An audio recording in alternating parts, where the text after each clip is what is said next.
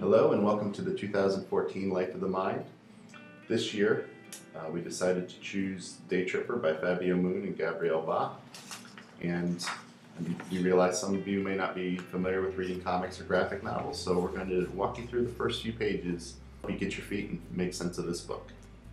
If you notice on the first page, about 2/3 of it is sepia colored or tan, and at the bottom it's more red. At the top, if you're reading through the captions, you'll realize that this is an obituary. And if you look at the pictures on coloring, there's more sepia tones and tan.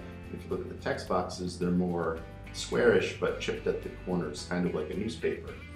If you look at this chart here, you can see the order that it is read. It is traditionally left to right, and from the top to the bottom, if you look at the numbers corresponding to the text boxes, you can see the order in which things are read. Flipping to page 2, you'll notice that the lavender boxes are continuing, and that is the omniscient narrator who is telling the tale that will go throughout this entire book.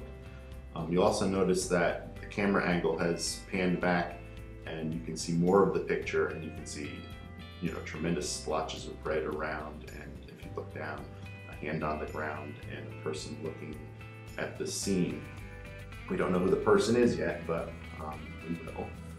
If we flip to page 3, you'll notice that at the top of the page it's continuing that thread of the narrative, but it ends with a question in that text box, and you'll notice a chapter 1 and the number 32, which I will spoil for you because it's the year of the character that we're focusing on.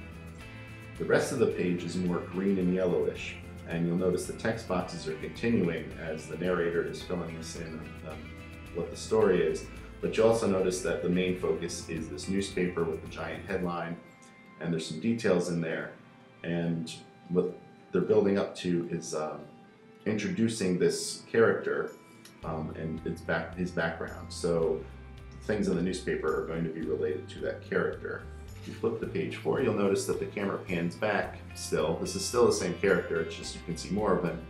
And you also notice in the first panel that beside the lavender text box from the narrator, we suddenly have a speech balloon from the main character here, and he's talking to his dog. And you can tell from the first panel to the second that the artist is indicating that there's a conversation of a sort, because there's a pan out in the first panel and then a close up in the second, although the dog isn't really talking back.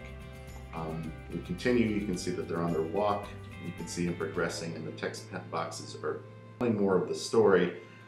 At the bottom of the page, you'll notice there's a sound effect coming out of his pocket. There's a ring, and then when he picks up the phone, there's the large mom on the screen. If we look at page 5, you'll notice that suddenly we can see mom, although it's a very wide paneled picture so that you don't really see much detail. You can just see where she is.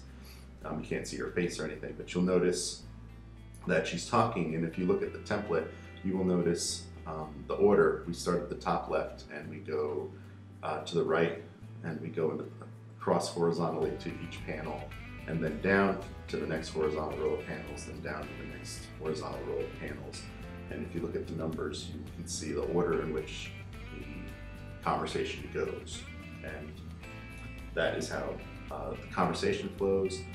At this point, you should know how, or have some idea of how the text boxes flow, and also how the panels flow from the top left to bottom right across a page.